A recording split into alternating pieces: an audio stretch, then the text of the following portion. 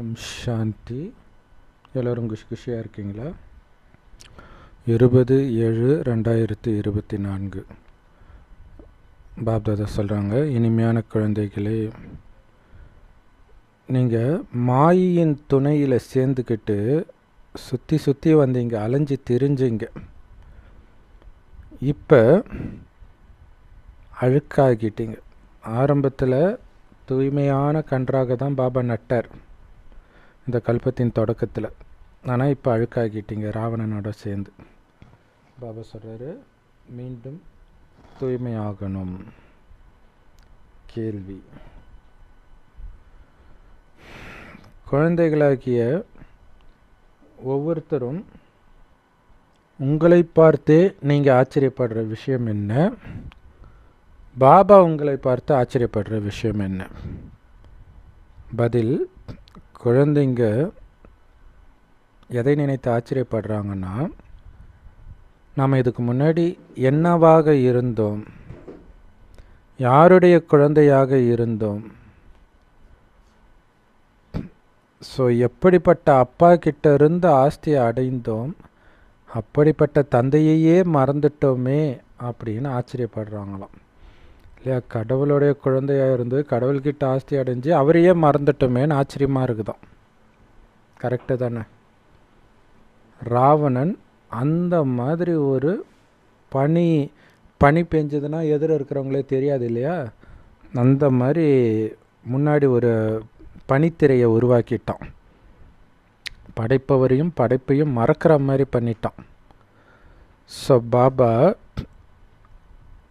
பாபாவுக்கு என்ன ஆச்சரியம் அப்படின்னா, யாரை நான் அவ்வளவு உயர்வாக மாற்றி இருந்தேனோ, யாருக்கு ராஜ்ய பாக்கியத்தை கொடுத்திருந்தேனோ, அவங்களே என்னை நிந்தனை செய்கிறாங்களேன்னு அவருக்கு ஆச்சரியமாச்சோம். நிந்தனை செய்ய ஆரம்பிச்சிட்டாங்களேன்ட்டு. ஸோ ராவணனுடைய துணையில் போய் அனைத்தையும் இழந்துட்டாங்க இல்லையா? அப்பாவை மறந்துட்டேன்னு நமக்கு ஆச்சரியம். இவ்வளோ உயர்த்தின அந்த குழந்தை என்னையே நிந்தனை பண்ண ஆரம்பிச்சிடுச்சேன்னு பாபாவுக்கும் ஆச்சரியம். ஓம் சாந்தி. என்ன யோசிச்சுட்டு இருக்கிறீங்க? உங்களுடைய முயற்சிக்கேற்ப ஒவ்வொரு மனிதனும் தங்களை பார்த்து தாங்களே ஆச்சரியப்படுறாங்க. நம்ம என்னவாக இருந்தோம், யாருடைய குழந்தையாக இருந்தோம், எப்படி அப்பா கிட்ட இருந்து ஆஸ்தியை அடைஞ்சோம், பிறகு எப்படி இதை மறந்தோம் அப்படின்னு ஆச்சரியப்படுறோம். இதுதான் சக்கரமே இல்லையா? இதை நினைவு செய்ய செய்ய தான் நமக்கு பாபா மேலே அன்பு வரும்.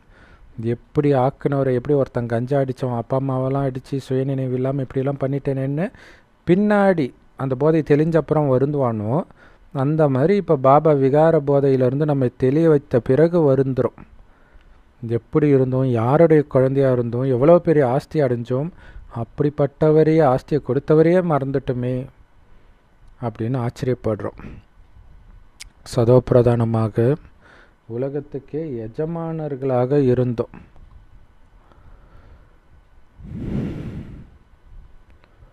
ரொம்ப சந்தோஷமாக இருந்தோம்.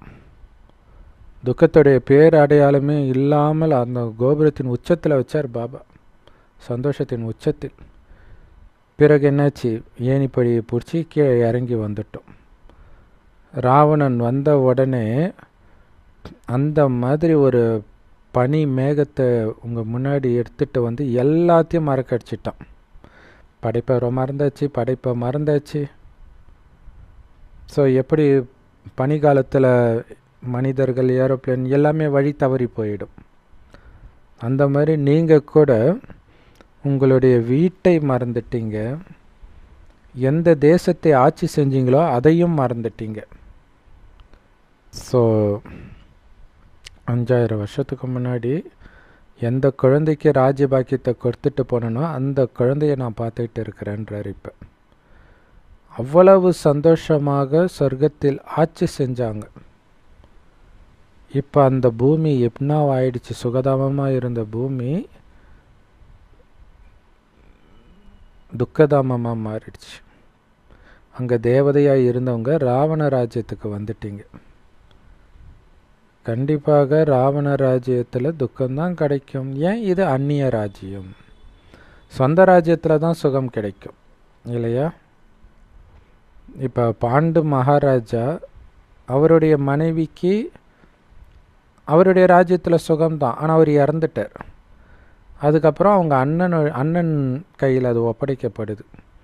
அதுக்கப்புறம் அவங்களுக்கு அநீதி தான் நடக்குது, துக்கம்தான் கிடைக்கிது. அதுதான் அந்நிய ராஜ்யம். நீங்கள் எங்கெல்லாம் அலைஞ்சு திரிஞ்சிங்க? ஸோ கண்மூடித்தனமான நம்பிக்கையோடு அப்பாவை தேடி அலைஞ்சிங்க, ஆனாலும் அவரை உங்களால் அடையவே முடியல. ஏன்னா அவரை கல் முள்ளலாம் இருக்கிறாருன்னு சொல்லிட்டு எப்படி போய் நீங்கள் கண்டுபிடிக்க முடியும்? எங்கேயோ ஒரு இடத்துல இருக்கிறாருன்னா தேடலாம், எல்லா இடத்துலையும் இருக்கிறாருன்னா எங்கே போய் தேடுவீங்க? ஸோ அரை கல்பம் தேடி தேடி நம்பிக்கையே இழந்துட்டீங்க. கிடைக்கவே முடியாதுப்பா, கடவுளே இல்லைன்ற முடிவுக்கு வந்துட்டீங்க. அதனால தான் நாஸ்திகம் வந்துடுச்சு. சூப்பர் பாயிண்ட் இல்லை? எதனால் நாஸ்திகம் வந்தது அப்படின்னா இதுதான் காரணம். ஸோ அப்போ என்ன ஆயிடுச்சு? அறியாமை. அறியாமையின் காரணத்தினால இந்த ராவண ராஜ்யத்தில் அளவற்ற துக்கத்தை தான் நீங்கள் அனுபவம் செஞ்சீங்க. பாரதம் பக்தி மார்க்கத்தில் எவ்வளவு ஏழை ஆயிடுச்சு. பாபா குழந்தைங்களை பார்த்து யோசிக்கிறார், பாவம் என் குழந்தை பக்தி மார்க்கத்தில் எவ்வளோ அலைஞ்சு திரிஞ்சு இருக்கும் எனக்காக. அரை கல்பம் பக்தி செஞ்சீங்க இல்லையா? எதுக்காக பண்ணீங்க? என்னை சந்திக்கிறதுக்காக தானே பண்ணீங்க. ஸோ பக்தி செய்த பிறகுதான் அதற்கான பலனை கொடுப்பதற்காக பாபா வரார். என்ன கொடுக்கிறார் யாருக்குமே தெரியாது, ஆனால் நமக்கு தெரியும் இல்லையா? அப்போ அரை கல்பம் அலைஞ்சு திரிஞ்சு நம்ம இந்த பலனை அடையிறோம்னா அதை எந்த அளவுக்கு அடையணும்? இந்த ஞான பழத்தை. ஸோ அலட்சியமாக இருக்கக்கூடாது. மற்றவர்களுக்கு தெரியல, ஆனால் உங்களுக்கு தெரியும்ல. மற்றவர்கள் அடிமுட்டால் ஆயிட்டாங்க. கடவுள் என்ன கொடுக்குறாருன்னே தெரியாமல் அவங்க பாட்டு கோயில்னு சுற்றிட்டு இருக்கிறாங்க. ஸோ இதெல்லாம் உங்களுடைய புத்தியில் இருக்கணும்.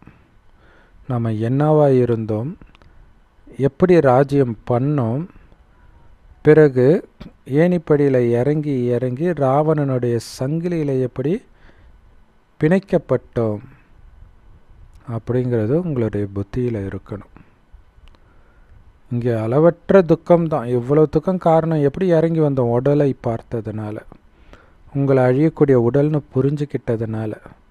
அப்போ அதிலிருந்து தப்பிக்கணும்னா அதுக்கு ஒரே வழி ஆத்ம உணர்வுன்னா, சதா நான் ஆத்மான்றது மைண்டில் ஓடிக்கிட்டே இருக்க வேண்டாமா?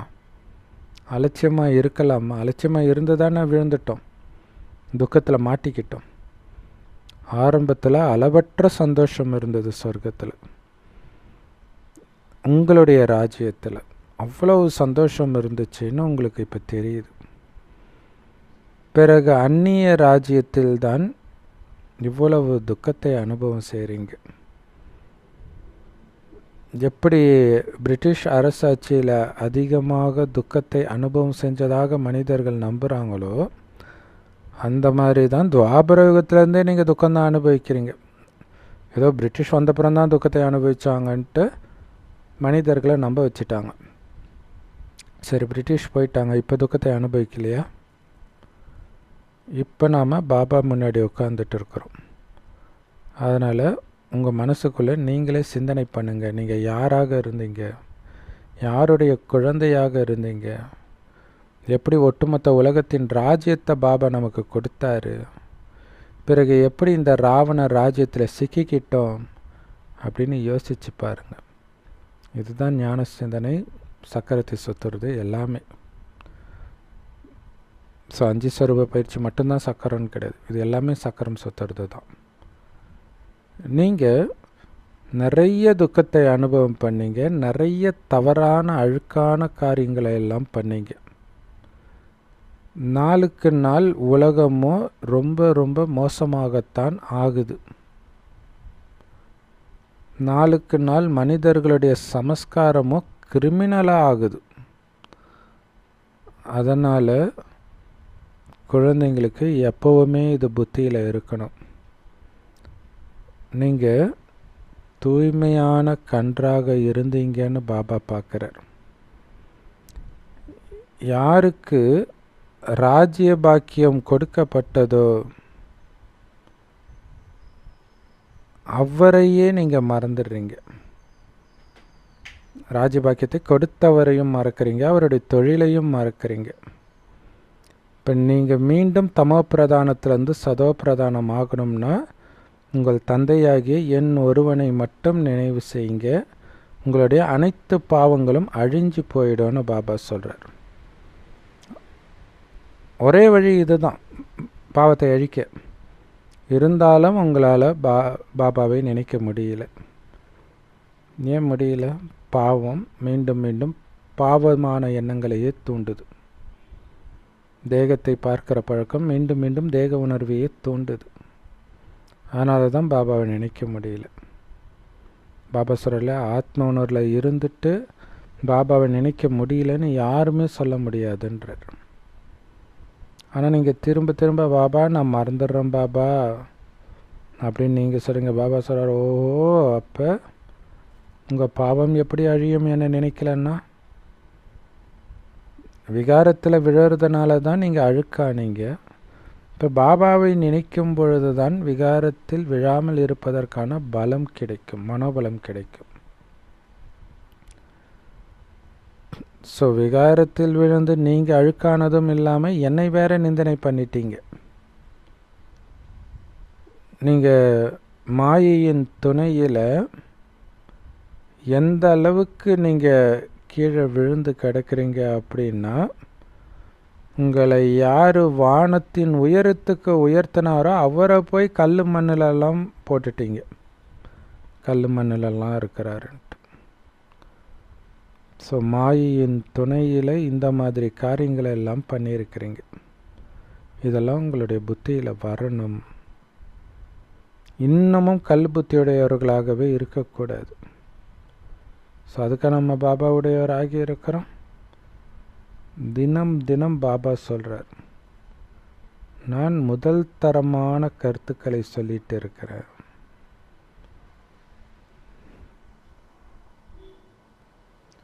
ஸோ இன்னும் முழுக்க முழுக்க கல் புத்தியுடையவர்களாகவே நீங்கள் இருக்கக்கூடாது. அதுக்காக பாபா வந்து இருக்கிறார். அதுக்காக பாபா குழந்தையா நீங்கள் தினம் தினம் பாபா சொல்கிறார், நான் உங்களுக்கு முதல் தரமான கருத்துக்களை சொல்கிறேன். மும்பையில் கூட்டம் இருக்கும் பொழுது, அதாவது எங்கெல்லாம் கூட்டம் இருக்குதோ அவங்கக்கிட்ட போய் சொல்லுங்கள்,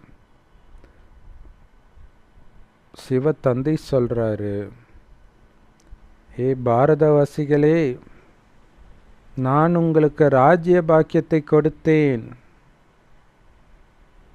சொர்க்கத்தின் தேவதைகளாக இருந்தீங்க. பிறகு எப்படி ராவண ராஜ்யத்தில் வந்து அனைத்தையும் இழந்தீங்கன்னு கடவுள் கேட்குறாருன்னு சொல்லுங்கள்.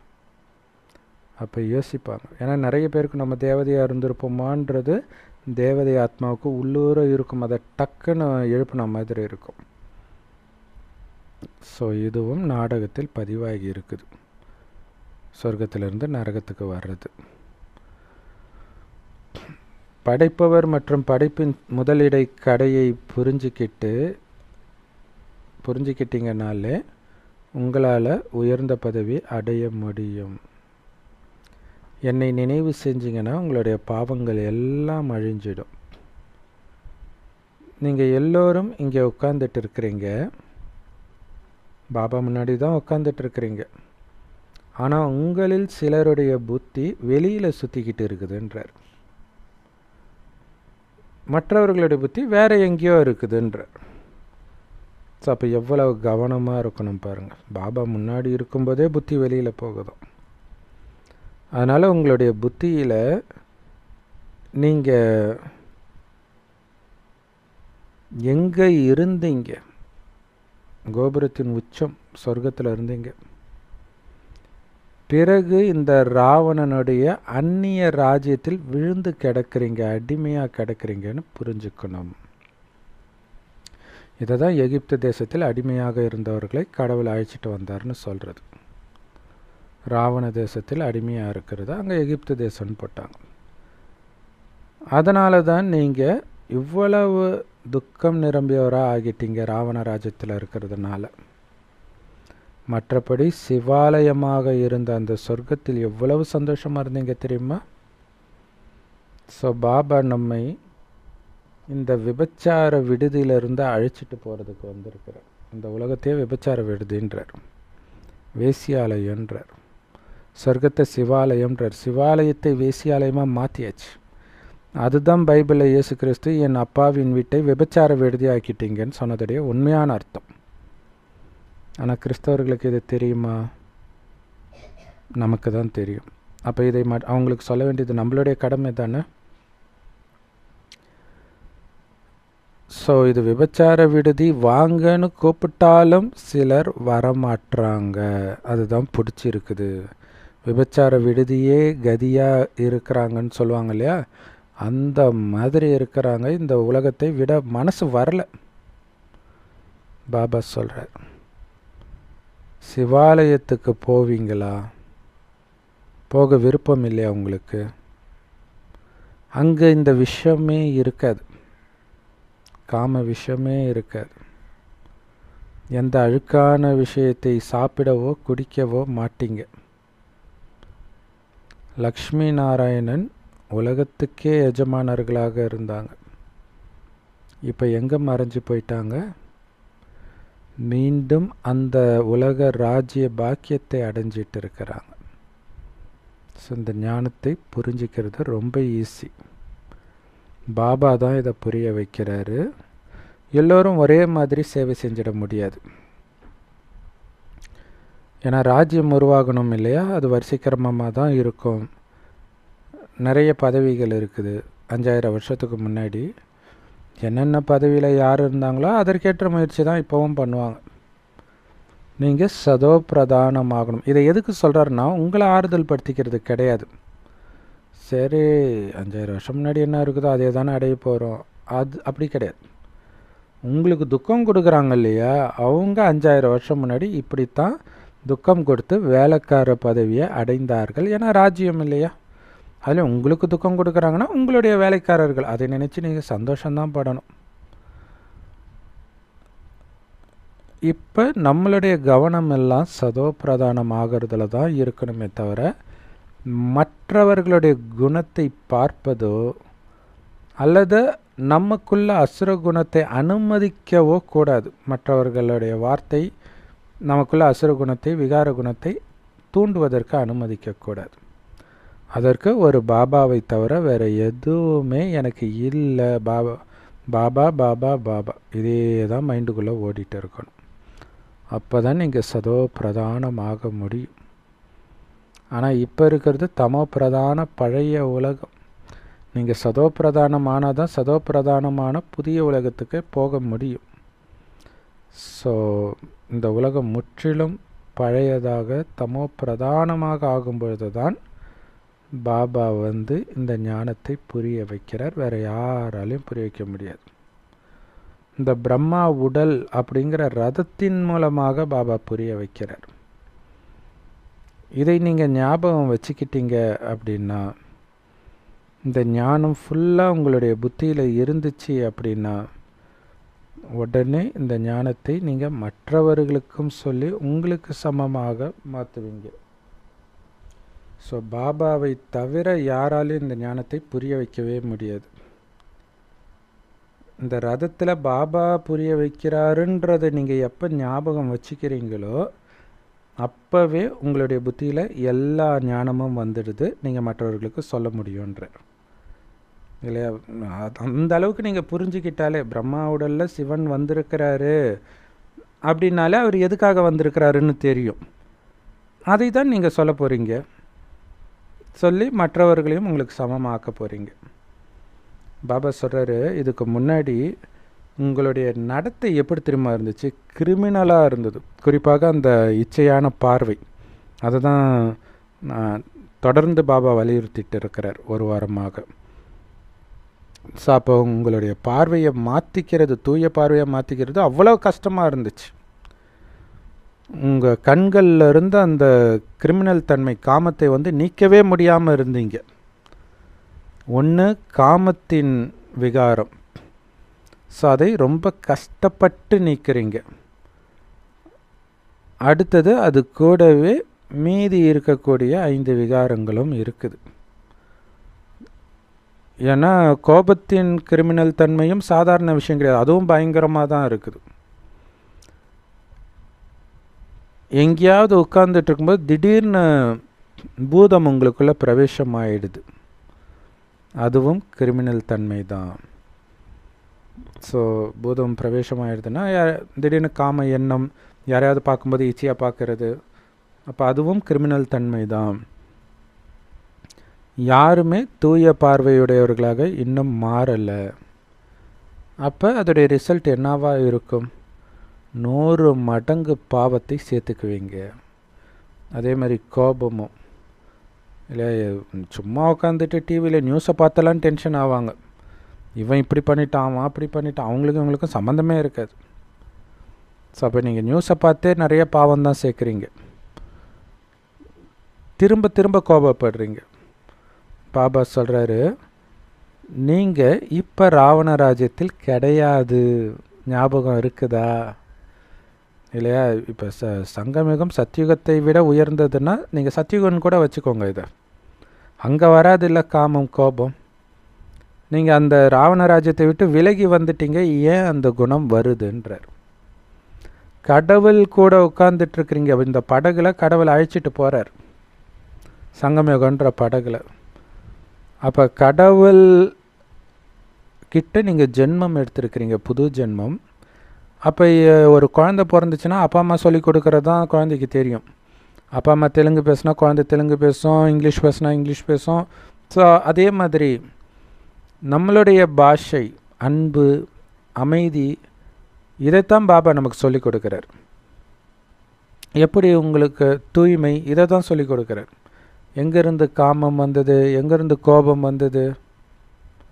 அதனால் பாபா சொல்கிறார், இந்த விகாரத்திலேருந்து முற்றிலும் விடுபட்டு இருப்பேன்னு சத்தியம் பண்ணுங்கன்றார். என்ன ஆனாலும் காமம் வரக்கூடாது, என்ன ஆனாலும் கோபம் வரக்கூடாது, உங்களுக்கு மிகப்பெரிய அநீதி நடந்தாலும் கோபம் வரக்கூடாது. ஸோ அதை பற்றி தான் ராமாயணத்திலாம் நிறையா இருக்கும். ஸோ அதை பற்றி நம்ம தனியாக ஜென்ரல் வீடியோவில் ராமாயணம் பிரம்மகுமாரிகளுக்காகவே போடுறோம். ஸோ மிஸ் பண்ணாமல் பாருங்கள், அவ்வளோ ரகசியம் இருக்கும். ஒன்றும் 10 முரளி படித்ததுக்கு சமமாக இருக்கும், அதுவும் அவ்யக்த முரளி படித்ததுக்கு சமமாக இருக்கும், அவ்வளோ விஷயம். ஏன்னா நேரிலே பார்க்குறோம்ல இல்லையா? ஒருத்தர் அந்த பாபா சொல்கிறவராகவே ஒருத்தர் இருக்கிறத பார்க்கும்போது எப்படி இருக்கும்? ஸோ அப்படி தான் அங்கே ராமருடைய கதாபாத்திரம், சில சீதையுடைய கதாபாத்திரங்கள்லாம் இருக்கும். பாபா சொல்கிறார், என் ஒருவனை மட்டும் நினைவு செய்யுங்க, கோபப்படாதீங்க. கோபம் வருதா என்னை நினைவு செய்யுங்க, காமம் வருதா என்னை நினைவு செய்யுங்க. ஸ்லைட்டாக வரும்போதே நினைவு செய்ய ஆரம்பிச்சிடணும். ஒரு லெவலுக்கு மேலே போச்சுன்னா நினைவு வராது நினச்சாலும். ஆனால் பெஸ்ட்டு எதுவுமே இல்லாதப்பயே நீங்கள் நினைவில் இருந்துக்கிட்டே இருக்கணும். 5 விகாரங்கள் தான் உங்களை அரை கல்பமாக விழ வச்சுது. படு பாதாளத்தில் வந்து விழுந்துட்டீங்க. இதை தான் பாதாள லோகம்னு கூட புராணத்தில் சொல்லுவாங்க. நீங்கள் தான் மிக உயர்ந்த தேவதையாகவும் இருந்தீங்க, இப்போ நீங்களே முற்றிலும் விழுந்து ஒன்றுத்துக்கும் உதவாதவர்களாகவும் இருக்கிறீங்க. உங்களை விழ வச்சதே இந்த பாழா போன 5 விகாரங்கள், அதிலும் குறிப்பாக காமம் அப்படின்னும் பொழுது அதை புத்தியினால் கூட தொடலாமா? அது மேலே அருவருப்பு வர வேண்டாமா? அந்த விகாரங்களை நீங்கள் நீக்கணும். ஏன்னா அது அழுக்கு. அப்போ தான் நீங்கள் சிவாலயத்துக்கு, சொர்க்கத்துக்கு போக முடியும். பைபிளில் பார்த்தீங்கன்னா மற்ற மதத்தை வந்து நிந்தனை பண்ணி பேசுவாங்க இல்லையா? ஸோ அப்போ மற்றவர்களுடைய அருவருப்பை இவன் வணங்கினான், அதாவது கடவுள்னு கூட சொல்கிறதுக்கு அவங்களுக்கு அருவருப்பாக இருக்குது. ஸோ அப்படி நினைக்கணும். நம்ம ஒவ்வொரு விகாரத்தையும், காமம் மட்டும் இல்லை, கோபமும் அருவருப்பு தான், பற்று கூட அருவருப்பு தான். இல்லை, ஏன்னா பற்ற அருவறுப்புன்றதை ஏற்றுக்கவே மனசு வராது. அது எப்படி குழந்தைய அருவறுப்பாக பார்க்கறது அப்படின்னு தோணும். அந்த ஆத்மா பிரிஞ்சிடுச்சுன்னா அது அந்த குழந்தை உடம்பு நாராதா? இப்போ அருவறுப்பான உடல் தானே அது. ஸோ அதனால தான் பாபா சொல்கிறார், இந்த அருவறுப்பான விபச்சார விடுதியிலிருந்து உங்களுடைய மனசை நீக்குங்க. அப்பாவை மட்டும் நினைவு பண்ணிக்கிட்டே இருங்க.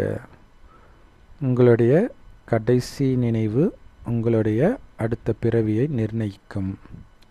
இப்போ எதை அதிகமாக நினைக்கிறீங்களோ அதுதான் நினைவு வரும். காலைல எழுந்திரிச்ச உடனே பாபா நினைவு வருதா, வேறு நினைவு வருதா? அது சொல்லும் நீங்கள் பலமாக இருக்கிறீங்களா பலகீனமாக இருக்கிறீங்களான்ட்டு. ஸோ அப்போ காலைல ஏஞ்ச உடனே பாபா நினைவு வரலன்னா உயிர் பிரியும் போது மட்டும் எப்படி வரும்? இப்போ எவ்வளோ பயிற்சி பண்ண வேண்டியதாக இருக்குது யோசிச்சு பாருங்கள். முரளி படிக்கும்போதே ஆத்மா நான் பரமாத்மா சொல்கிறத கேட்டுட்டு இருக்கிறேன். செம்பு நிறமான ஒளி உலகத்தில் நட்சத்திரம் மாதிரி அவர் பேசிகிட்டு இருக்காருன்னு நினைங்க. அங்கே பிரம்மா உடலோ யாருடைய உடலையோ நீங்கள் நினைக்க வேண்டான்றார். அப்பாவை நினைக்கணும், அவ்வளோதான். அப்படி நினைக்க தான் அந்த நினைவு முரளி முடித்த பிறகும் தொடரும். எந்த காரியம் செய்தாலும் அந்த நினைவு கட்டாகாமல் பார்த்துக்கோங்க.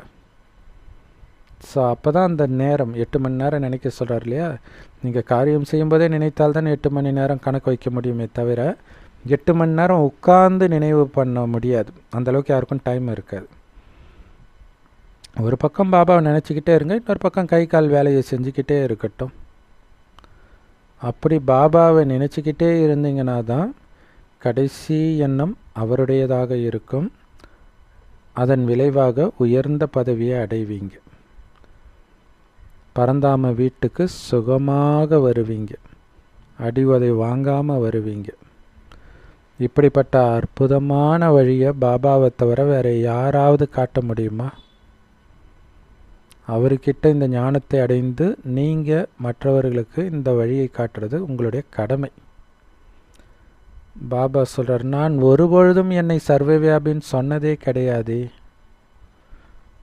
மனிதர்கள் சர்வவியாபி, எங்கும் நிறைந்தவர் கடவுள்னு நினச்சிட்டு இருக்கிறாங்க. நான் உங்களுக்கு கற்றுக் கொடுத்தது ராஜயோகத்தை. என்னை ஒளிப்புள்ளியாக நினைங்கன்னு தான் கற்றுக் கொடுக்குறேன். அப்புறம் எப்படி நான் சர்வவியாபின்னு சொல்லியிருப்பேன்?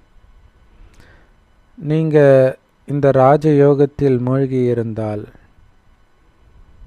நான் உங்களை இந்த உலகத்துக்கே எஜமானர்களாக மாற்றுவேன் அப்படின்னு சொல்கிறார்.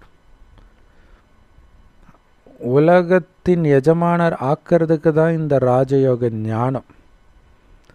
சொர்க்கத்தில் உலக ராஜ்யத்தை அடைந்த பிறகு இந்த ஞானத்தின் அவசியம் இல்லாத காரணத்தினால சொர்க்கத்தில் இந்த ஞானம் யாருக்கும் ஞாபகம் இருக்காது.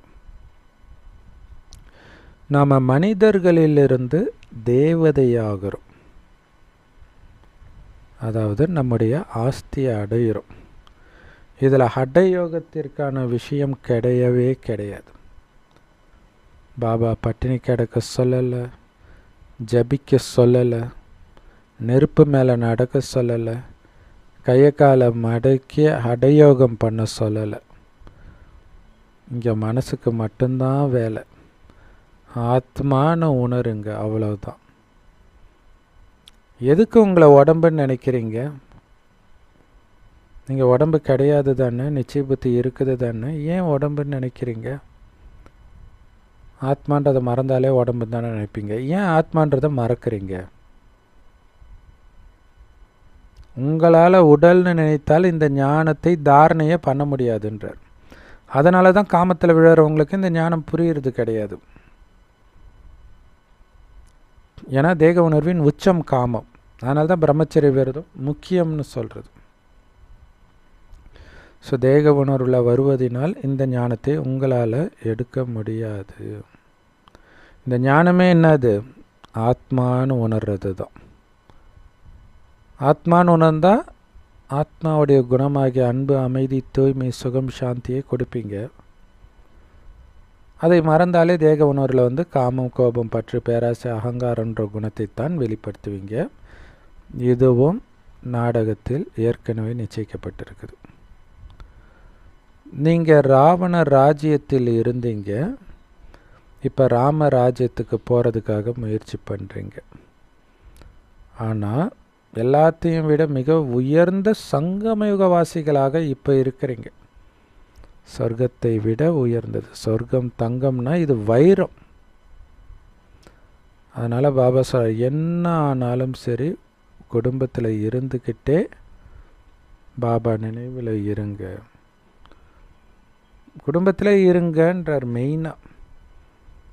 எத்தனை பேர் மதுபனில் தங்கிக்க முடியும், சென்டரில் போய் தங்கிக்க முடியும்? இந்த ஞானத்தை கேட்குறவங்க எல்லாம் பிராமணர்கள் தான். அத்தனை பேரும் பிரம்மா கூடவே இருக்க முடியுமா? அவ்வளவு இடம் இருக்குதா? ஸோ நீங்கள் உங்கள் வீட்டில் தான் இருக்கணும்.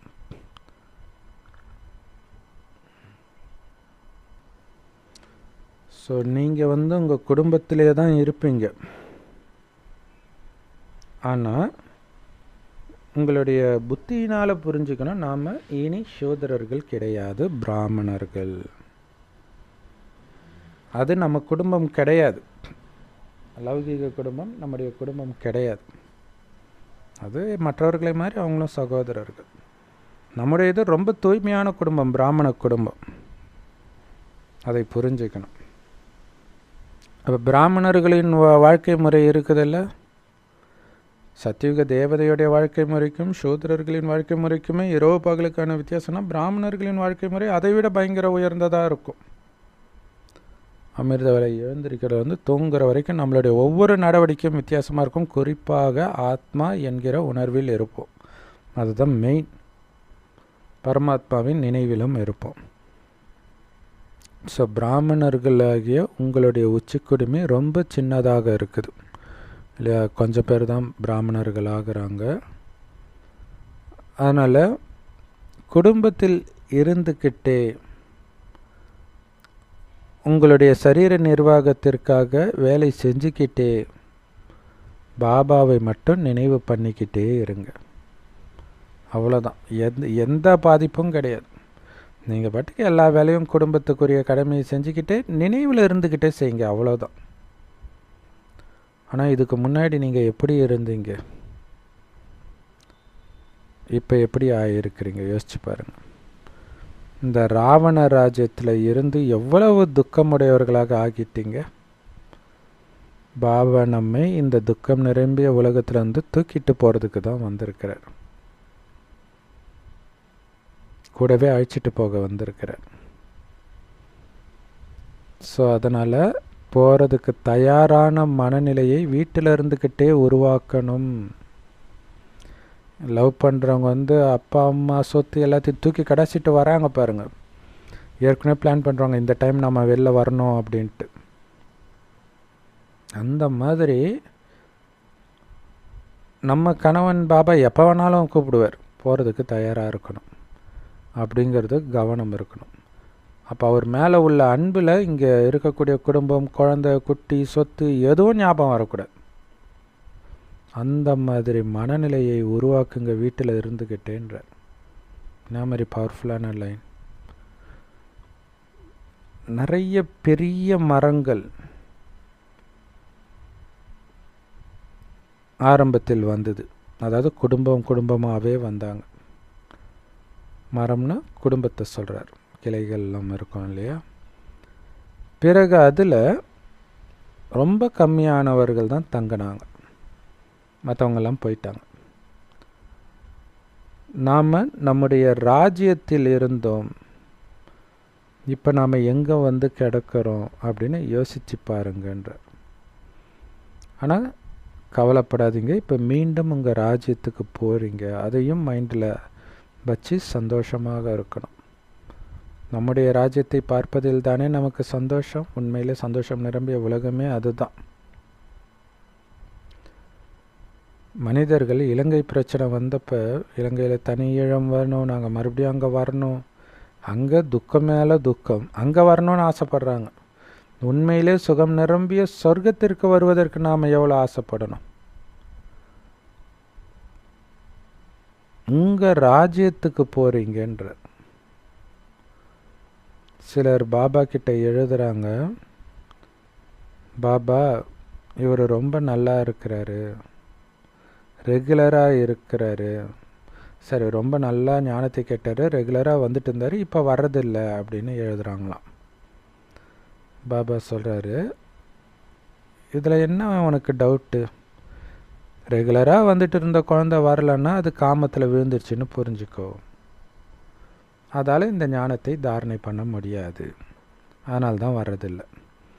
அப்போ முன்னேறதுக்கு பதிலாக அவங்க இன்னும் கீழே விழுந்து ஒரு பைசாவுக்கு பிரயோஜனம் இல்லாத பதவியைத்தான் அடைவாங்க.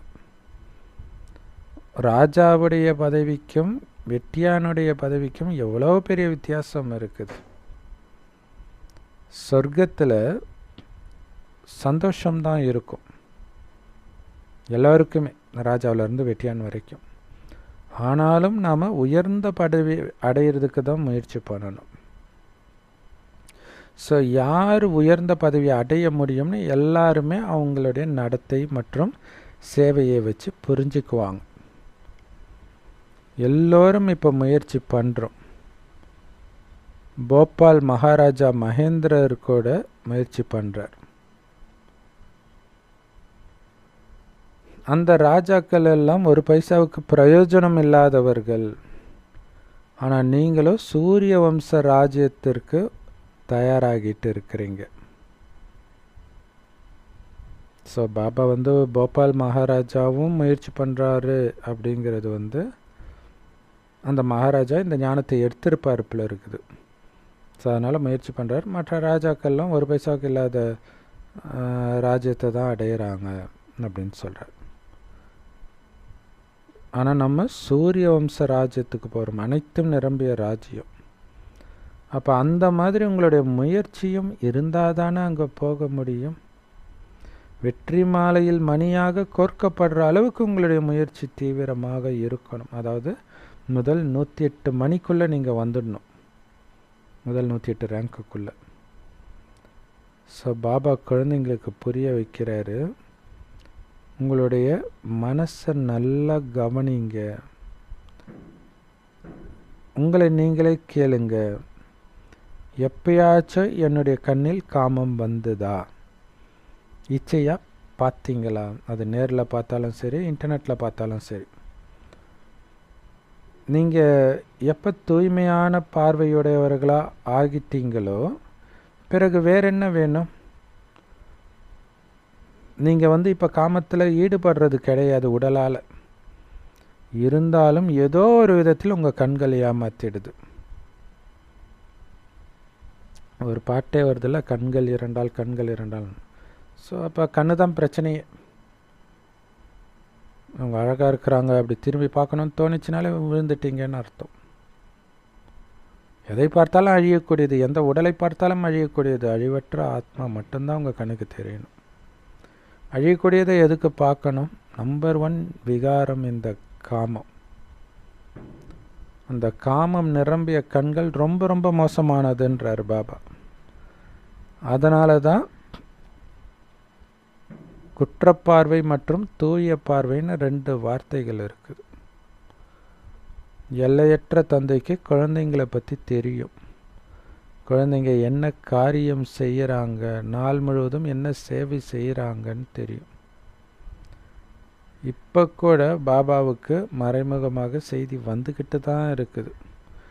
இன்னாருக்கு குற்றப்பார்வை இருக்குது பாபா, தன்னை மாற்றிக்கவே இல்லை பாபா அப்படின்னு சொல்கிறாங்க.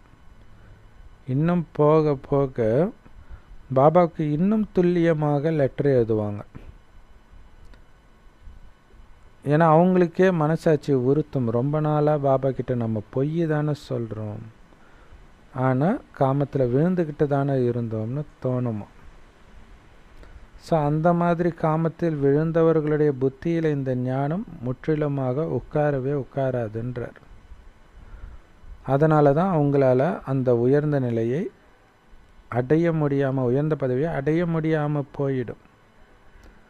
அவங்க தங்களுடைய தவறுகளை அப்பா கிட்டேருந்து மறைக்கிறாங்க.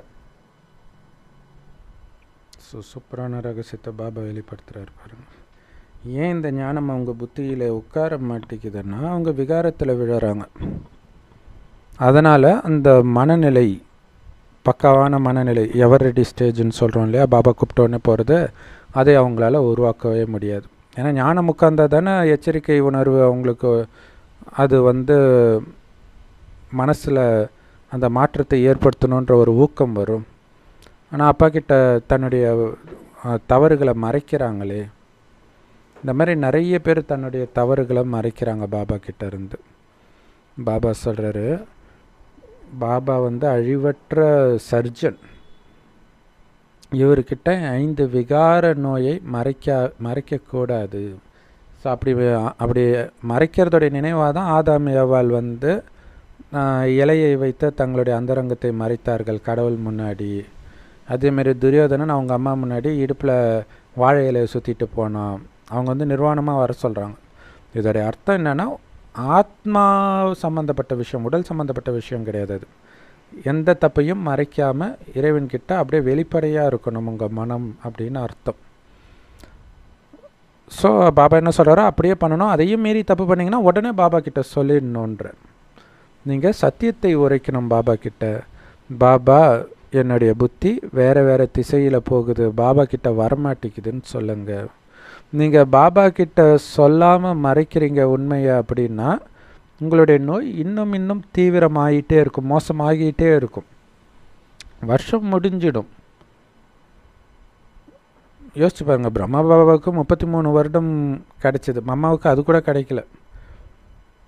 ஸோ அப்போ பார்த்தா கூட நீங்கள் எத்தனை வருடம் பாபா குழந்தை ஆனீங்கன்னு யோசிச்சு பாருங்கள். அதில் எத்தனை வருடம் பர்சன்டேஜாக போட்டு பாருங்கள், எத்தனை பர்சன்டேஜ் போச்சுன்ட்டு. அப்போ எவ்வளோ கவனம் கொடுக்கணும் இல்லையா? அப்போ ஒரு 1/4 பங்கு 10 வருஷம் போயிடுச்சுன்னு வச்சுக்கோங்களேன். 1/4 பங்கில் ஒன்றுமே பண்ணலைன்னும் போது மீதி 3/4 பங்கில் மட்டும் என்ன பண்ணிட்டு போகிறீங்க? கொஞ்சமாவது முன்னேறி இருக்கணும்ல.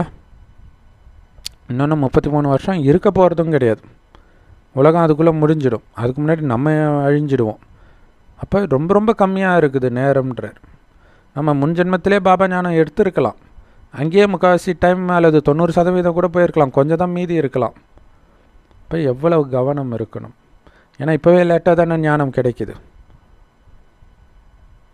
ஸோ இன்னும் நீங்கள் பாபா கிட்ட உண்மையை சொல்லலைன்னா அந்த நோய் அதிகரிச்சுக்கிட்டே இருக்குன்றார் பாபா. சொல்கிறார், குழந்தைகளே ஆத்மாபிமானி ஆகுங்கள், உங்களை ஆத்மானு உணருங்கள். அதுதான் ஆத்மாபிமானி. ஒவ்வொருத்தரையும் ஆத்மா சகோதரன்னு பாருங்க. எல்லா ஆத்மாவும் உங்களுக்கு சகோதர உறவு மட்டுமே. அது உங்கள் அப்பா அம்மாவாக இருக்கட்டும், கணவன் மனைவியாக இருக்கட்டும், குழந்தையாக இருக்கட்டும், பேர குழந்தையாக இருக்கட்டும், சகோதர ஆத்மா அப்படி மட்டும் பாருங்கள். ஸோ அப்படி நீங்கள் ஆத்ம உணர்வில் இருக்கும் பொழுது எவ்வளவு சந்தோஷமாக இருந்தீங்க சொர்க்கத்தில். பூஜிக்க தகுந்தவர்களாக அதனால தான் இருந்தீங்க. இப்போ நீங்கள் துக்கம் நிரம்பியவராக பூஜாரியாக உங்கள் ஜடச்சிலைக்கு முன்னாடி கையேந்தி நிற்கிறீங்க. என்ன ஆச்சு உங்களுக்கு? ஸோ எல்லாருமே சொல்கிறாங்க, தூய்மையான இல்லற மார்க்கம் ஆரம்பத்திலிருந்தே இருக்குது அப்படின்ட்டு.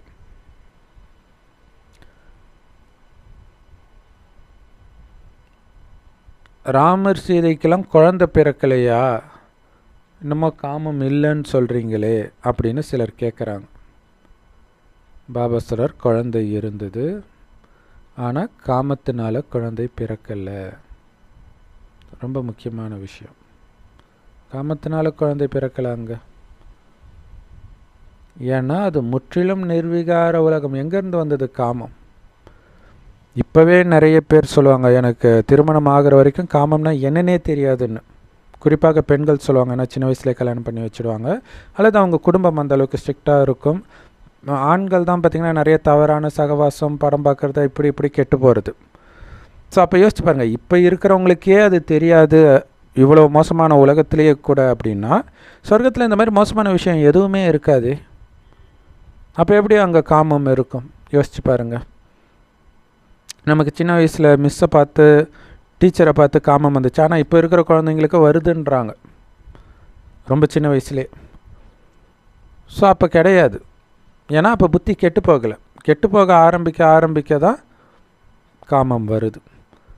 அதான் பாபா சொல்கிறார், அது முற்றிலும் நிர்விகார உலகம்.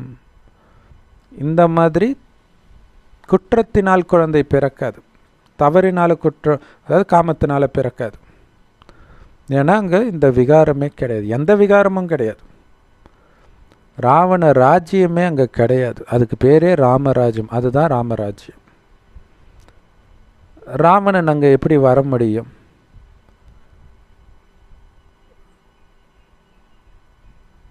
ராமராஜ்யத்தில் ராவணன் வர முடியாது.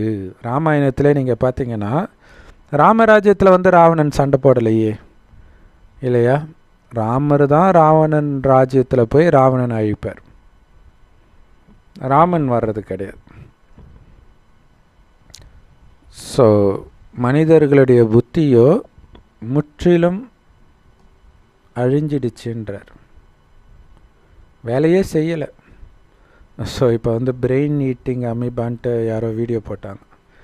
ஏற்கனவே எல்லாம் சாப்பிட்டுடுச்சு. யார் அழிச்சது உங்களுடைய புத்தியை? ராவணன். உங்களை சதோ பிரதானமாக புத்திசாலியாக மாற்றி உங்களை அக்கறை சேர்க்கிறது தான் பாபாவுடைய வேலை. அப்போ தமோ பிரதானமாக்கி இப்படி கீழான நிலையை அழிச்சிட்டு வந்தது ராவணனுடைய வேலை. இதை கூட மறந்துட்டு எல்லாத்தையுமே பாபா தான் பண்ணார்னு அவர் மேலே பழிய போடுறீங்க. இந்த காமம் போன்ற விஷயம்லாம் ஆரம்பத்துலேருந்தே தான்ப்பா இருக்குது. விலங்குலேருந்து தானே நம்ம வந்தோம், விலங்கு காமம் இல்லாமலா இருக்குது? இப்படியெல்லாம் சொல்லிட்டு இருக்கிறாங்க. பாபா கேட்குறோ அப்படியா? சரி சொல்லுங்களாம், எப்போ ஆரம்பம் தான் சொல்லுங்களாம், எங்களுக்கு கணக்கு கொடுங்களாம் பார்ப்போம். சொல்லுவாங்க கோடி வருஷத்துக்கு முன்னாடி ராமாயணம் நினச்சி. சரி அது எந்த வருஷம் துல்லியமாக சொல்லுங்கள். நீ கோடி வருஷம் லட்ச வருஷம்னு சொல்கிறனாலே உனக்கு எப்போன்னு தெரியலன்னு அர்த்தம். ஸோ அதே மாதிரி தான் பாபா சொல்கிறார். சரி காமம் ஆரம்பத்தில் இருந்து வருதா? சரி அது அந்த ஆரம்பம் எப்போ சொல்லுங்க. அவங்களுக்கு எதுவுமே புரியல. பாபா சொல்கிறார், நான் உங்களுக்கு மிக அற்புதமான ராஜ்ய பாக்கியத்தை கொடுக்குறேன், உயர்ந்த ராஜ்ய பாக்கியம். பாரதவாசிகள் அவ்வளவு சந்தோஷமாக இருந்தீங்க. அப்போ உங்களை தவிர யாருமே கிடையாது சொர்க்கத்தில்.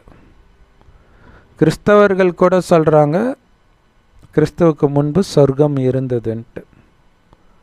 தேவதைகளுடைய சித்திரங்களும் இருக்குது கோயில்களில். அவர்களை விட பழமையானவர்கள் யாருமே கிடையாது. எல்லோரையும் விட மிக பழமையானவர்கள்னால் இந்த லக்ஷ்மி நாராயணன் தான். அவர்களுடையது தான் இருப்பதிலேயே மிக பழையதாக இருக்க முடியும். மனிதர்கள் இஷ்டத்துக்கு அகழ்வார் சில கோடி வருஷம் முன்னாடி இதை எடுத்தோம் அதை எடுத்தோன்ட்டு கதை விட்டுட்டு இருக்கிறாங்க. இந்த ஞானம் யாருக்கும் தெரியாத காரணத்தினால. ஸ்ரீகிருஷ்ணர் அனைவரிலும் பழமையானவர். ஏன்னா நாராயணன் கூட திருமணம் ஆன பிறகு தான், குழந்தையாகவே இருக்கும்போது ஸ்ரீகிருஷ்ணர். அப்போ நாராயணனோட ஸ்ரீகிருஷ்ணர் பழமையானவர் தானே காலத்தினால.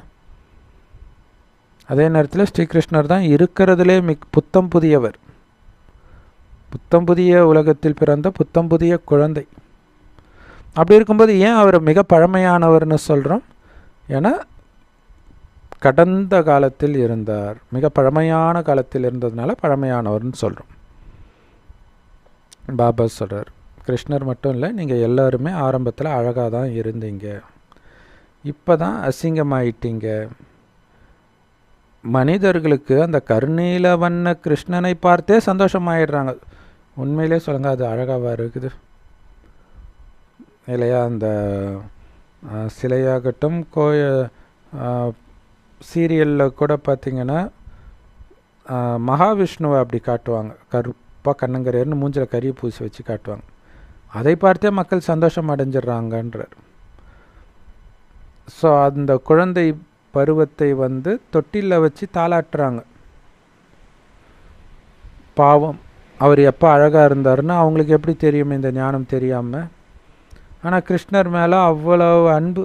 வடநாட்டில் யூடியூப்பில் நிறைய சகோதரிகள் போட்டிருப்பாங்க. கிருஷ்ணருடைய பொம்மை, சின்ன குழந்தை பொம்மை வச்சுக்கிட்டு சாப்பாடு ஊட்டுவாங்க, குளிப்பாட்டுவாங்க, ட்ரெஸ்ஸு போட்டு விடுவாங்க, ஊஞ்சலை வச்சு ஆட்டுவாங்க வீட்டுக்குள்ளேயே. அதுக்குன்னு ஒரு ரூமு, அதுக்குன்னு ஒரு பெட்டு, அவர் தூங்குறதுக்கு குட்டி கொண்டு தலைகாணி, இவ்வளவும் பண்ணுவாங்க. வெளியில் எங்கேயாவது ட்ரெயினுக்கு போகிறாங்க, பார்க்குக்கு வாக்கிங் போகிறாங்கன்னா கூப்பிட்டு போவாங்க, குழந்தைய கூப்பிட்டு போவாங்களே, அப்படியே குழந்தையாகவே கிருஷ்ணரை பாவிக்கிறாங்க. ஆனால் அந்த மாதிரி நம்ம சிவனை பாவிக்கிறோமா இல்லையா? அதை சிவன் மேலே நம்ம வைக்கணும். சரி, பாபா சொல்கிறாரு, கிருஷ்ணர் எப்போ அழகாக இருந்தாருன்னு தெரியாது, அவர் மேலே அவ்வளோ அன்பு வைக்கிறாங்க. ராதை என்ன பண்ணாங்க? அவங்கள அந்த அளவுக்கு அன்பு வைக்க மாட்டுறாங்களே. 2 பேரும் சமகாலத்தவர் தானே. அது என்ன கிருஷ்ணர் மேலே மட்டும் அன்பு, ஏன் ராதை மேலே அன்பு இல்லை? ஸோ அவங்களுக்கு எதுவுமே புரியல. ஆனால் ராதேன்றாங்க, அது ஒரு குரூப் இருக்குது. பட் இருந்தால் கூட அவங்க கூட கிருஷ்ணருக்கு தான் முக்கியத்துவம் கொடுப்பாங்கன்னு நினைக்கிறோம். சொல்லும்போது ராதேன்றாங்க. ஆனால் பாபா சொல்கிறாரு, நீங்கள் சத்தியத்தின் தொடர்பில் உட்காந்துட்டு இருக்கிறீங்க, சத் சங்கத்தில் உட்காந்துட்டு இருக்கிறீங்க. சத் சங்கம்னாலே சத்தியத்தின் தொடர்பு. நீங்கள் எப்போ தவறான சங்கத்தில் போயிடுறீங்களோ அப்போ என்ன மறந்துடுறீங்க இல்லையா? பாபா முன்னாடியே உட்காந்துட்டு இருக்கும்போது அப்படியே நெத்தியெல்லாம் துடிக்கும், அப்படியே அந்த சந்தோஷத்தை அனுபவம் பண்ணிக்கிட்டே இருப்பீங்க. வெளியில் போனோடனே மறந்துடுறீங்கன்றார். ஏன்னா மாயை அவ்வளவு சக்திசாலியாக இருக்குது. இதைத்தான் புராணத்தில் மிகப்பெரிய யானை, பலம் கொண்ட யானையே முதலை விழுங்கிடுதுன்னு காட்டப்படுது. ஸோ யானைக்கு மண்ணில் பலம், முதலைக்கு தண்ணியில் பலம்னுவாங்க. ஸோ அப்போ முதலை வாழக்கூடிய உலகம்தான் இந்த கலியுகம். அங்கே ஏன் போகிறீங்க? சங்கமயுகத்துக்குள்ளேயே இருங்க, அந்த கோட்டுக்குள்ளேயே இருங்க. ஸ்ரீமத்துன்ற கோட்டுக்குள்ளே இருக்கிற வரைக்கும் தான் உங்களுக்கு பாதுகாப்புன்றார். ஸோ நிறைய பேர் பாபா விட்டு போகிறதுக்கு தயாராக இருக்கிறாங்களாம். கொஞ்சம் ஈகோ வந்தாலும் போச்சு, சேர்த்து வச்ச அனைத்தையும் அழிச்சிடுறாங்க. இல்லை, இங்கே பாபாவை நினைக்கிறது, ஞானத்தை கேட்கறது, சேவை செய்கிறது அத்தனையும் கோடானு கோடி மடங்கு உங்களுடைய அக்கௌண்ட்டில் சேமிப்பாகிட்டு இருக்குது புண்ணிய கணக்கில். நீங்கள் பாபா விட்டு போயிடுறீங்கன்னா எல்லாத்தையும் அழிச்சிடுறீங்க ஸ்லைட்டான ஈகோனால். எல்லையற்ற தந்தையும் உங்களுக்கு புரிய வச்சுக்கிட்டே இருக்கிறார். ஸோ இதில் நீங்கள் ஒருபொழுதும் நம்பிக்கை இழந்து பாபா ஏன் இப்படி பண்ணார், என்னுடைய மரியாதையே போயிடுச்சு அப்படிலாம் சொல்லக்கூடாது. பாபா சொல்கிறாரு, ராவண ராஜ்யத்துக்கு வரும்போதே உன் மரியாதை போச்சு, நான் சொல்லி தான் உனக்கு மரியாதை போச்சா? எப்படி கேட்குறாரு பாருங்க. மரியாதை இல்லை, நீ எப்போ முதல்ல விகாரத்தில் விழுந்தையோ அப்போவே உனக்கு மரியாதை போச்சு. அதனால் இப்போ மறுபடியும் நீ தேக உணர்வில் எனக்கு மரியாதை போச்சு, மானம் போச்சுன்னு ஞானத்தை விட்டு போனால் உனக்கு நீயே பாதிப்பை ஏற்படுத்திக்கிற, உன்னுடைய பதவியை நீயே அழிச்சிக்கிற அப்படின்னு பாபா சொல்கிறார். எப்போ உங்களுடைய பார்வையில் கிரிமினல் வருதோ, அதாவது காமம் வருதோ, அப்போ தானாகவே கோபமும் பேராசையும் வரும். எவ்வளோ பெரிய விஷயம் பாருங்கள். பைபிளில் பார்த்திங்கன்னா சாலமன் முதல்ல கடவுள் நம்பிக்கை உள்ளவனா நல்லா தான் இருப்பான். அதுக்கப்புறம் கொஞ்சம் கொஞ்சமாக என்ன ஆகுதுன்னா அவனுக்கு எல்லா பொண்ணுங்க மேலேயும் ஆசை வருது, எல்லா ஜாதி பொண்ணுங்களையும் கல்யாணம் பண்ணிக்குவான். ஸோ அதுக்கு கடவுள் தண்டனையும் கொடுப்பார். ஸோ அப்போ என்ன ஆகுதுன்னா இந்த காமத்தினால தான் பெரிய கோபமே வரும். அம்மாவை திட்டினா கூட சாதாரணமாக இருந்துருவாங்க, பொண்டாட்டி திட்டினா வெட்டுக்குத்து வரும். ஸோ அப்போ கோபம் வருது. அதே மாதிரி கணவனை திட்டினா நீ எப்படி கணவனை எப்படி சொல்லலாம் அப்படின்ட்டு பெண்களுக்கும் கோபம் வரும். நம்ம பார்த்தோம் இல்லையா, பிக் பாஸில் அனிதா சம்பத் அந்த மாதிரி கத்துனாங்க, என் புருஷனை பற்றி பேசாத அப்படின்னு பயங்கரமாக டென்ஷன் ஆனாங்க. ஸோ அதுதான், அப்போ காமத்தில் கோபம் ஒளிஞ்சு இருக்குது. சாதாரண பற்றை விட காமத்தினால் வர பற்று பயங்கர ஸ்ட்ராங்காக இருக்கும். அதனால் வரக்கூடிய கோபமும் பயங்கரமாக இருக்கும், அவங்களுக்கு ஏதாவது ஆச்சுன்னா துக்கமும் பயங்கரமாக இருக்கும். ஸோ அந்த கோபமும் பேராசையும் காமத்தில் அடங்கி இருக்குதுன்ற. அதே மாதிரி குற்றமான பார்வைன்றது காமம் தான் மெயின். அதே மாதிரி கோபமும் பார்வையினால் தானே வருது. ஒருத்தர் உங்களுக்கு பிடிக்காதது செய்யும்போது அவ்வளோ கோபம் வருது. பேராசையும் அப்படி தான் இல்லையா? ஒரு பொண்ணு அழகழகாக நகை போட்டுட்டு வரா அப்படின்போது கோபம் பேராசை வருது. குறிப்பாக அவங்க சொந்தக்காரங்களாக இருக்கிறாங்கன்னும் போது அவங்க சொத்தையும் அபகரிக்கணும் இப்படியெல்லாம் தோணுது. அப்படி தான் துரியோதனனுக்கு அந்த இந்திரபிரஸ்தத்துக்கு வரவேற்பு கொடுப்பாங்க. வந்தவொடனே அவனுக்கு அது அந்த இடம் பிடிச்சி போயிடும், அதை அடையணும்னு முடிவு பண்ணுருவான். எவ்வளோ பெரிய கொடுமை பாருங்கள். ஒருத்தரை வீட்டுக்கு கூப்பிட்றது கூட எவ்வளோ பெரிய டேஞ்சர் இந்த கலியுகத்தில். ஸோ பாபா சொல்கிறாரு,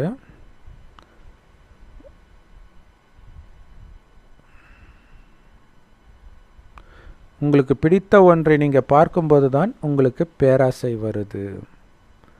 அதுக்கு தான் எல்லாம் அழியப்போகுதுன்றது உங்கள் மைண்டில் ஓடிக்கிட்டே இருக்கணும். குறிப்பாக அழகானவர்களை பார்க்கும்போதெல்லாம் அவங்க அழிய போகிறாங்க, வெறும் ஆத்மா தான் இருக்க போகுது. இந்த பயிற்சி பண்ணிக்கிட்டே இருக்கணும். அந்த தேகத்தை பார்க்குற பழக்கமே வரக்கூடாது. ரொம்ப கவனமாக இருக்கணும். ஸோ பாபா தன்னுடைய பூந்தோட்டத்தை பார்க்குறார்.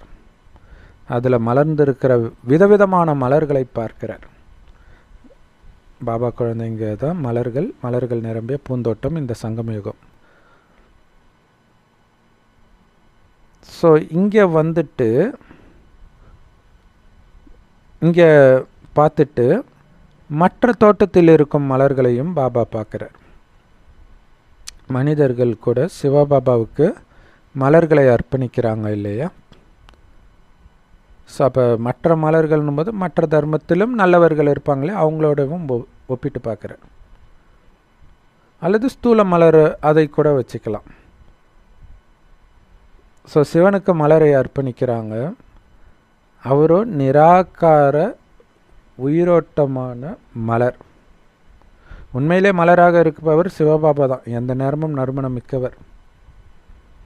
ஸோ அப்போ நம்மை மலராக்கி அவர்கிட்ட அர்ப்பணிக்கணும், குப்பையாகவே அர்ப்பணிக்கக்கூடாது. இதுதான் பைபிளில் குறையுள்ள மாட்டை கடவுளுக்கு அர்ப்பணிக்கக்கூடாதுன்னுவாங்க. இங்கே மாட்டை அர்ப்பணிக்கிற விஷயம் இல்லை, உங்களை அர்ப்பணிக்கிறது. ஸோ அந்த மாதிரி மலர்களாக ஆகிறதுக்குத்தான் நீங்கள் இப்போ முயற்சி பண்ணிட்டு இருக்கிறீங்க. அதனால் பாபாவும் சொல்கிறாரு, இனிமையிலும் இனிமையான குழந்தைகளே, எதெல்லாம் நடந்து முடிஞ்சதோ அது நாடகத்தில் இருக்குன்னு புரிஞ்சிட்டு மறந்துடுங்கன்ற. எதா வேணாலும் இருக்கட்டும், நீங்கள் நிறைய பாவம் பண்ணியிருக்கலாம், அல்லது உங்களுக்கு யாராவது பாவம் பண்ணியிருக்கலாம், எல்லாத்தையும் மறந்துடுங்க. நாடகத்தில் இருக்க குற்றமனப்பான்மை கூட வேண்டாம். ஓகே, பச்சாதாபப்படுங்க, உடனே மாற்றிக்கோங்க உங்களுடைய கேரக்டரை. அதை பற்றி சிந்தனை கூட பண்ணாதீங்கன்றார் இல்லையா? ஒரு பாவம் செய்கிறீங்கன்னா அந்த பாவத்தை பற்றி நீங்கள் மீண்டும் நினைக்கும் போது, ஒருத்தர் அடிக்கிறீங்க அல்லது காமம் சம்மந்தப்பட்ட பாவம் செய்கிறீங்கன்னா அதை நினைக்கும் போது மறுபடியும் அந்த பாவத்தை செஞ்சதுக்கு சமம்ன்றார், சமமாக தண்டனை கிடைக்கும்ன்றார். அதனால் அது சிந்தனையே பண்ணாதீங்கன்றார். நீங்கள் எவ்வளவோ முயற்சி பண்ணுறீங்க, ஆனாலும் எதுவும் நடக்கிற மாதிரி தெரியல, எதுவுமே மீற மாட்டேங்குது இல்லையா? சேர்த்து வச்சதெல்லாம் மாயை அழிச்சிட்டு போய்கிட்டே இருக்குது.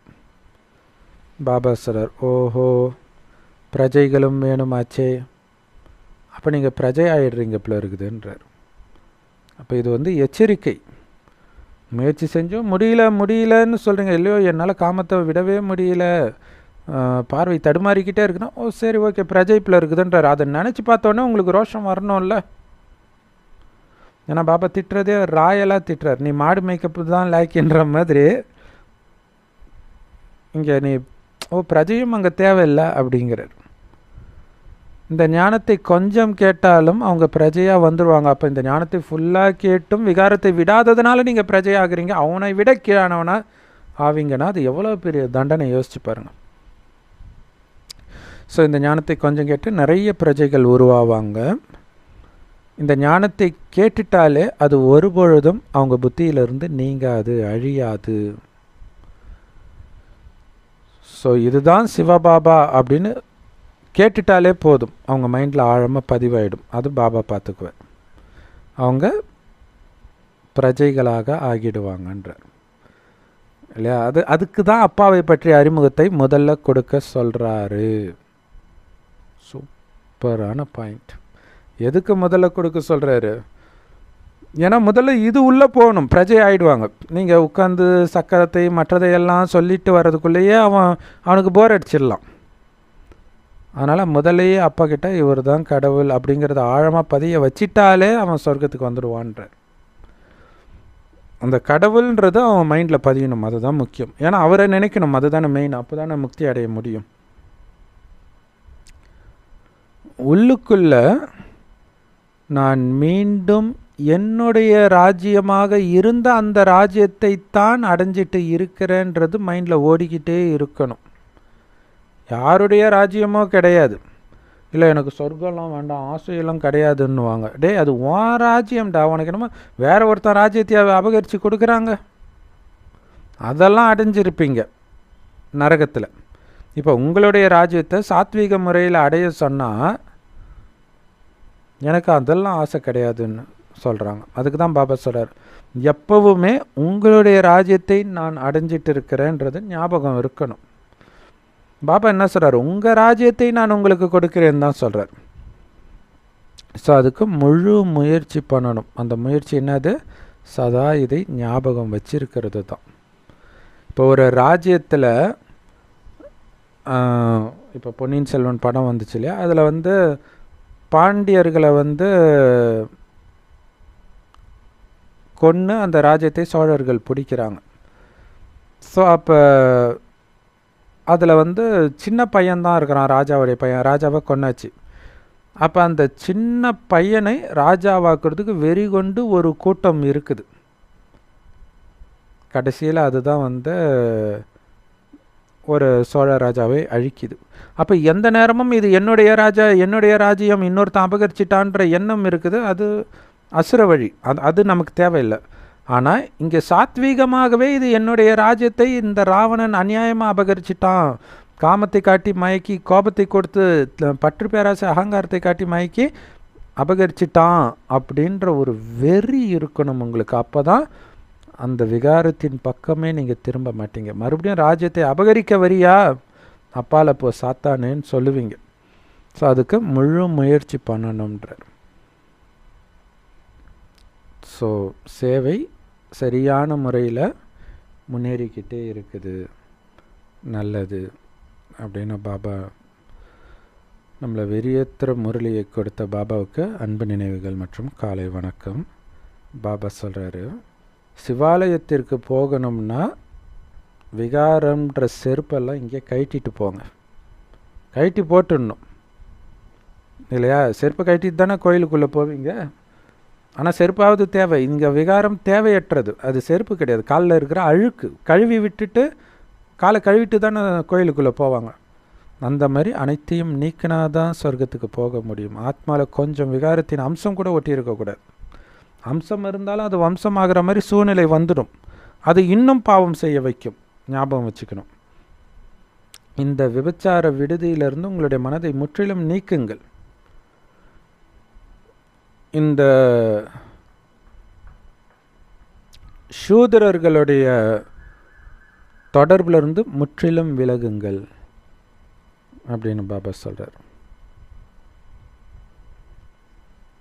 எல்லாருமே சூதரர்கள், ஆனால் நீங்கள் சூதரர்கள் கிடையாது. அதிலிருந்து விலகி வந்த பிராமணர்கள்னு புரிஞ்சுக்கணும். ஸோ எதெல்லாம் முடிஞ்சதோ கடந்ததோ அத்தனையும் ட்ராமாவில் இருக்குது, பதிவானது நடந்துடுச்சு, அதை மீண்டும் நினைக்காதீங்கன்றார். அது ரொம்ப முக்கியமானது இல்லையா? காமம் சார்ந்த விஷயங்கள், கோபம் சார்ந்த விஷயங்கள் எல்லாத்தையும் விட்டுருங்க. மற்றவர்கள் தப்பு பண்ணியிருந்தாலும் சரி, நீங்கள் தப்பு பண்ணியிருந்தாலும் சரி, அதை மீண்டும் நினைக்காதீங்கன்றார். அகங்காரமே வரக்கூடாது. ஸோ பாபா உங்களை இந்த தப்பெல்லாம் பண்ணியிருக்கிறீங்க, சரி பண்ணிக்கோங்கன்னு சொல்லும்போது நம்பிக்கை இழந்துடக்கூடாது. சரி பண்ணிடுறேன் பாபா அப்படின்னு இருக்கணும். பாபா பிரஜைகள் நிறையா இருக்குதுன்றாரோ, ஐயோ பிரஜைன்னு சொல்லிட்டாரா, அப்படி இருக்கக்கூடாது. பிரஜைன்னு சொல்லிட்டார்ல, நான் ராஜா ஆகி காட்டுறேன், அப்படி உங்களுக்கு வைராக்கியம் தான் வரணும். முரளி மாதிரியே வரதனம் ஸ்லோகனும் செம பவர்ஃபுல். பாபா சொல்கிறாரு, சந்தோஷத்தின் கஜானாவினால் நிரம்பியவராகி சந்தோஷத்தை துக்கம் நிரம்பிய ஆத்மாக்களுக்கு தானமாக கொடுக்கக்கூடிய புண்ணிய ஆத்மா ஆகுங்கள். அதுக்கு விளக்கம், இந்த நேரத்தில் ஒவ்வொரு நொடியும் உலகத்தில் துக்கம்தான் நடந்துட்டு இருக்குது. ஆனால் உங்களுக்கோ ஒரு வினாடியும் சந்தோஷம்தான் நடக்குது. எவ்வளோ சூப்பர் இல்லை? எவ்வளோ பெரிய வித்தியாசம் ஒரே நேரத்தில். அதனால் உங்களுக்கு இருக்கிற சந்தோஷத்தை துக்கம் நிரம்பிய ஆத்மாக்களுக்கு கொடுக்கறது தான் மிகப்பெரிய புண்ணிய காரியன்றார். இருக்கிறதுல நம்பர் 1 புண்ணிய காரியம் இதுதான்றார், சந்தோஷத்தை பகிர்ந்து கொடுக்கறது. எப்படி சந்தோஷத்தை கொடுக்கறது? இந்த ஞானத்தை கொடுக்கறது. இந்த ஞானத்தில் மூழ்கினதுனால, இந்த சேவையை பண்ணுறதுனால வர அந்த சந்தோஷம் நிரம்பிய முகத்தை பார்க்கும்போது அவங்களுக்கு அந்த எனர்ஜி வரும். ஸோ அவங்கக்கிட்ட நீங்கள் அன்பாக பேசுகிறது, சந்தோஷமாக பேசுகிறது, அப்போ அவங்க துக்கமெல்லாம் மறந்து போயிடும். ஸோ அந்த சந்தோஷத்துக்காக தான் மக்கள் துக்கமாக இருக்கிறவங்களாம் பார்த்திங்கன்னா வடிவேல் ஜோக்கு இதெல்லாம் கேட்டுட்ருப்பாங்க, அஞ்ஞானிகள். ஆனால் அதெல்லாம் தற்காலிகமானது இல்லையா? மறுபடியும் அந்த துக்கமே தான் வந்துட்டுருக்கும். ஸோ அப்போ இந்த சக்தியை கொடுத்து இந்த மாதிரி ஒருத்தர் இந்த ஞானத்தை எடுத்து எந்த படமும் பார்க்காம, பாட்டு கேட்காம, ஜோக்கு கேட்காம ஆனந்தமாக இருக்க முடியுன்றது கற்பனை கெட்டாத விஷயமா இருக்குது உலகத்துக்கு. நம்மளும் அப்படி தானே இருந்தோம். நமக்கு ஜோக்குனா என்ன, ஒன்று ஃப்ரெண்ட்ஸு கூட ஜாலியாக அரட்டை அடிக்கிறது, இல்லை சினிமா பார்க்குறது, இப்படி தானே இருந்துச்சு. இல்லை ஊரை சுற்றுறது. ஆனால் இப்போ எதுவுமே இல்லாமல் வீட்டில் உட்காந்த இடத்துல அவ்வளோ சந்தோஷம் வருது பாருங்கள். இதை பார்த்து மற்றவங்களுக்கும் தோணும். அந்த சந்தோஷத்தை நம்ம தானமாக கொடுக்குறோன்னு அர்த்தம். நம்மை பார்க்கும் பொழுதே மனிதர்கள் எவ்வளவு காசு நேரம் செலவு பண்ணுறாங்க சந்தோஷமாக இருக்கிறதுக்கு. சுவிட்சர்லாண்டு போகிறாங்க, அமெரிக்காவுக்கு போகிறாங்க, காஷ்மீருக்கு போகிறாங்க, போகிற இடத்துல செத்தும் வேறு போயிடுறாங்க. இமயமலைக்கு போகிறேன்னு பனிச்சரிவில் இறக்குறாங்க.